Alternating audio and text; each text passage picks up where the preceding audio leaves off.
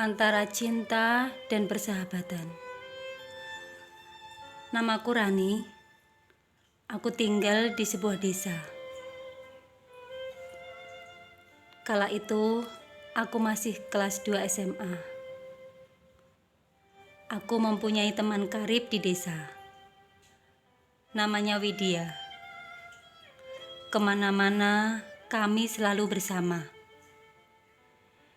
Di suatu waktu, ada laki-laki pendatang dari luar kota. Dia merantau bekerja di sini. Dia selalu ikut kegiatan Karang Taruna di desaku. Namanya Dito. Ternyata selama ini Dito menyukai Widya, sahabatku. Tapi Dito tidak berani mengutarakannya. Dia selalu titip surat untuk Widya lewat aku. Aku pun menyampaikan surat itu ke Widya. Selalu begitu. Ketika Dito mengajak keluar jalan-jalan Widya selalu mengajak aku serta. Aku jadi bingung, hubungan macam apa ini? Kenapa mereka selalu menyeret aku di setiap pertemuan dan kencannya? Kalau aku tidak mau ikut, Widya pun tidak mau bertemu dengan Dito. Akhirnya, aku selalu ada di setiap kencan mereka. Tapi karena aku orangnya ramai, jadi aku tidak pernah jadi obat nyamuk. Bahkan, hadirku membuat suasana menjadi seru. Mungkin karena mereka sama-sama pendiam. Dan aku tidak tahu apakah Widya suka sama Dito atau tidak. Dia tidak pernah mengutarakannya. Tidak ada kata jadian di antara mereka. Waktu terus berlalu. Hadirku seperti membayangi mereka. Aku menyadari itu. Tapi aku harus bagaimana? Widya selalu mengajakku. Hingga di suatu siang, Dito tiba-tiba menjemputku sekolah. Karena aku memang pulang pergi naik bis. Aku kaget melihatnya ada di depan sekolah. Dia tersenyum padaku dan bilang mau membicarakan hal serius padaku. Aku pun menyetujuinya karena aku kira dia akan membicarakan soal Widya. Kami pun pergi berboncengan menuju di suatu tempat yang aku tidak tahu tempat itu di mana. Aku baru pertama kali di tempat itu. Tempat itu asing bagiku. Kamu mau ngomongin apa? Tanyaku pada Dito mengawali obrolan kami. Ran, menurutmu Widya suka sama aku enggak ya? Tanya Dito. Aku enggak tahu pasti. Tapi setauku dia suka sama kamu, jawabku. Tapi kenapa dia belum memberikan jawaban padaku? Dan setiap bertemu denganku, dia tidak senang, katanya lagi. Mungkin dia masih pikir-pikir. Tunggu saja, jawabku sekenanya. Tapi Ran, ternyata selama ini yang aku suka itu bukan Widya. Perkataannya tadi membuatku kaget. Lalu siapa yang kamu sukai? Tanyaku. Kamu, jawab Dito. Jangan bercanda kamu, Dit. Ayo kita pulang. ajakku kala itu, karena bingung harus menjawab apa. Ran, aku serius. Setiap bertemu kamu, aku merasa senang. Kamu membuat hari-hariku menjadi ceria. Aku berjalan meninggalkan Dito. Aku tidak menjawabnya. Ran, dengarkan aku dulu. Aku mencintaimu. Maukah kamu menjadi pacarku? Mendengar perkataan Dito itu, aku sungguh tidak percaya. Bagaimana mungkin Dito yang selama ini aku taunya suka sama Widya sahabatku, tiba-tiba menyatakan cintanya padaku.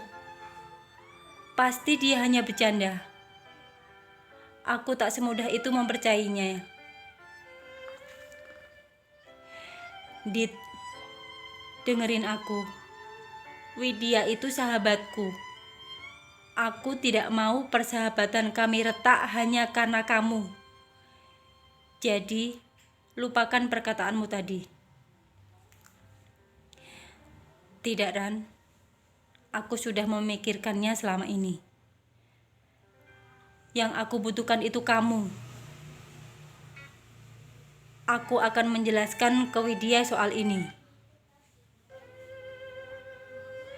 Tidak, aku tidak mau. Aku tidak mencintaimu. Jawabku langsung. Baiklah, Ran. Sekarang hanya ada 2 pilihan. Menerima aku jadi pacarmu, lalu kita pulang. Atau kamu menolakku, dan aku tinggal kamu di sini. Jawabnya tanpa ampun. Kamu sudah gila, Dit. Pilihan macam apa itu? Aku tidak mau. Oke, kalau begitu. Kamu aku tinggal di sini. Jawabnya lagi. Setelah perdebatan panjang dan aku tidak mau ditinggal sendirian di tempat asing itu, aku pun terpaksa menerima cintanya. Aku tidak tahu harus bagaimana nanti menjelaskan semuanya ini ke Widya. Yang aku pikirkan hanya bisa pulang ke rumah. Sesampainya di rumah aku menangis. Aku harus bagaimana? Aku sayang pada Widya. Aku tidak mau hatinya terluka. Setahuku, dia juga mencintai Dito. Tapi mungkin dia masih malu menerima cinta Dito. Bagaimana kalau Widya tahu bahwa aku jadian sama Dito? Apa yang harus aku katakan? Aku benar-benar bingung. Malam itu pun aku tidak bisa tidur. Pagi itu aku siap-siap mau berangkat sekolah. Tapi ternyata sudah ada Dito di depan rumah. Ya Tuhan, apa yang dia lakukan? Aku benar-benar pusing dibuatnya. Bagaimana kalau Widya tahu? Dan dengan 1000 alasannya, terpaksa aku mau diantarkan Dito ke sekolah. Hari demi hari, seperti itu. Pulang pergi aku bersama Dito. Aku dan Widya beda sekolah. Jadi kami jarang bertemu. Hingga pada akhirnya yang aku takutkan terjadi juga. Widya ke rumahku sore hari itu. Aku menyambutnya dengan rasa bersalahku. Tidak ada senyum di bibirnya. Aku sudah menduga bahwa Widya sudah tahu semuanya. Aku bingung memikirkan jawabanku. Selamat ya Ran. Kata-katanya santai, tapi sangat menyakitkan. Menyakitkan baginya dan bagiku juga. Widya, aku jelasin dulu, jawabku. Tidak perlu dijelasin. Tidak apa-apa kok. Semoga kamu bahagia.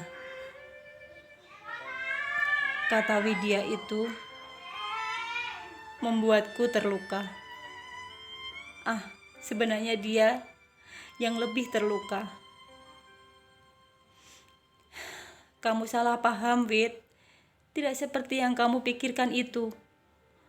Aku tidak bermaksud menyakitimu selama ini. Aku lakukan karena terpaksa. Cukup, sudahlah. Aku selama ini tidak mencintai Dito. Dan Widya pergi meninggalkan aku. Meninggalkan aku yang terisak dengan tangisku. Aku tahu semua ini akan terjadi.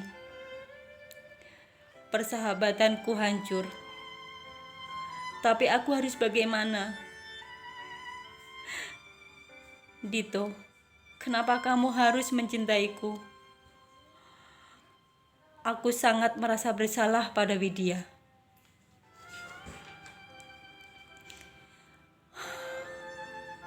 Dito menunjukkan bahwa dia kekasih yang baik. Perlahan, aku mulai simpatik padanya. Meski aku harus mengorbankan persahabatanku. Widya menjauh. Aku sadar diri dan paham. Aku yang bersalah. Lebih tepatnya Dito. Karena dia yang membuat semuanya jadi begini. Kenapa dia menyukai Widya, lalu menyukaiku? Hubunganku dengan Widya masih sama. Persahabatan kami sudah retak. Tidak ada canda tawa lagi. Bahkan saling sapa pun tidak. Keadaan seperti ini membuatku tersiksa. Hingga kami lulus SMA dan bekerja. Hingga pada akhirnya Dito melamarku dan kami pun menikah. Widya tetap datang di hari pernikahanku. Terima kasih Widya. Maafkan aku. Aku tidak bermaksud menyakitimu. Bertahun berlalu, dan Widya pun mendapatkan jodoh yang terbaik untuknya. Widya, semoga kamu bahagia selalu. Aku selalu menyayangimu.